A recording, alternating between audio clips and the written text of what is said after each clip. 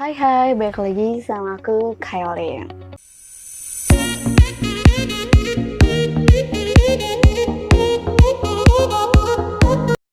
Brand recognition adalah langkah penting ketika sebuah perusahaan atau startup memulai suatu bisnis. Baik dalam bidang apapun, brand recognition dapat hadir dari bentuk apapun. Kesuksesan brand recognition menentukan apakah produk yang dipasarkan menarik minat konsumen ataupun sebaliknya. Ini juga dapat menjadi indikator keberhasilan campaign yang dilakukan. Seperti apa brand recognition berperan bagi sebuah brand dan produk. Simak selengkapnya, Kailin sudah merangkumkan untuk kalian.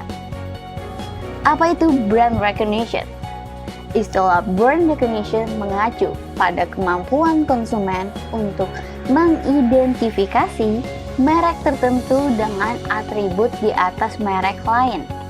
Brand recognition menurut Investopedia adalah konsep yang digunakan dalam periklanan dan pemasaran. Ini dianggap berhasil ketika orang mampu mengenali merek melalui isyarat visual atau pendengaran, misalnya logo, slogan, kemasan, warna, ataupun jingle. Biasanya riset pemasaran dilakukan untuk menentukan keberhasilan strategi brand recognition ini. Mengapa brand recognition sangatlah penting? Begitu audiens memahami apa yang ditawarin perusahaan dan perusahaan telah mendapatkan daya tarik dan popularitas yang cukup, orang mulai mengenali. Orang dapat mengenali sebuah brand terlepas dari konsumen ataupun bukan. Misalnya, sebagian besar orang dapat mengenali produk dari logonya.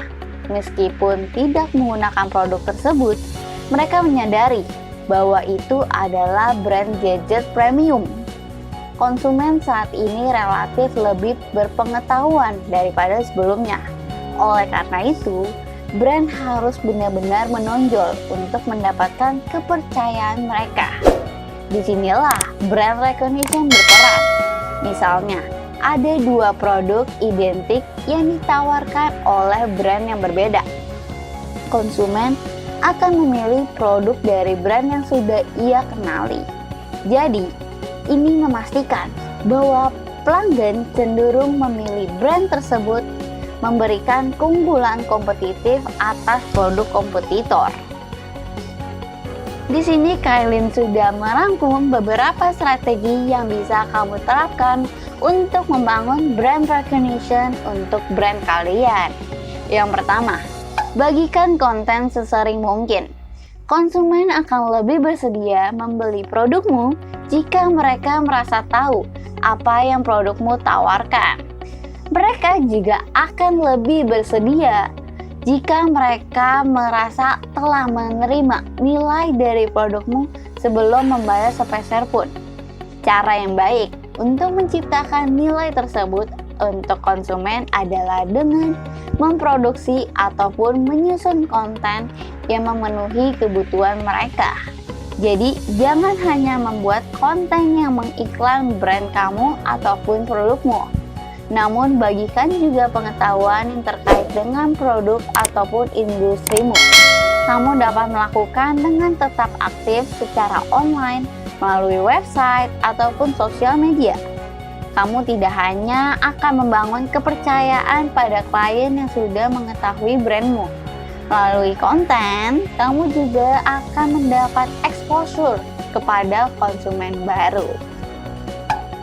Dan yang kedua, berinteraksi dengan audiens kamu.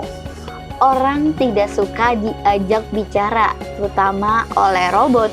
Jadi jangan terdengar seperti robot ketika berinteraksi dengan audiensmu. Dalam setiap kesempatan, gunakanlah brand voice yang otentik. Selanjutnya, libatkan pengikut sosial media Anda dengan kontes, program rujukan, ataupun hadiah yang relevan. Berdasarkan perilaku konsumen, menurut 99 Design, konsumen menyukai peluang memenangkan hadiah. Jadi, manfaatkan hal ini untuk menciptakan desas-desus di sekitar brand kamu. Selain itu, jangan lewatkan kesempatan untuk membuat audiens kamu tersenyum. Tentu, brand adalah bisnis yang serius, sehingga menempel meme di seluruh situs kamu mungkin tidak bijaksana. Namun, jika perlu, kamu bisa menunjukkan kepribadian saat audiens membuka halaman yang tidak ditemukan. Kamu juga bisa membubui akun sosial media kamu dengan GIF yang relevan. Dan yang ketiga, jadilah bagian dari event ataupun campaign yang lebih besar. Promosikanlah nilai-nilai yang lebih besar yang kamu yakini dan wujudkan sebagai sebuah brand. Terkadang nilai-nilai tampak seolah-olah tidak terkait langsung dengan produkmu. Padahal, kamu bisa menjadikan bagian dari kisah brand kamu. Ini dapat menciptakan loyalitas brand melebihi apa yang dapat dilakukan oleh produk sederhana. Kamu bisa memanfaatkan momen ataupun event tertentu untuk mempromosikan nilai-nilai ini.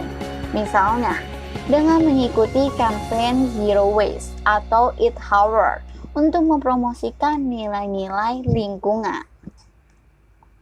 Dan yang keempat, membangun komunitas. Membangun brand recognition tidak hanya terbatas pada berhubungan dengan konsumenmu. Kamu bisa membangun komunitas pengguna yang dapat berkontribusi dengan membentuk dan memajukan produkmu.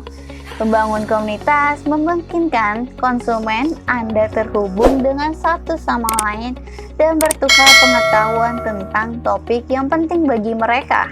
Kamu juga dapat melakukan dengan mengadakan pertemuan rutin dari para profesional yang berpikiran sama. Nah, itu adalah rangkuman yang perlu kamu ketahui dari brand recognition dan cara membangunnya. Nah, sekian dulu dari Kalim News hari ini. See you di next episode. Bye!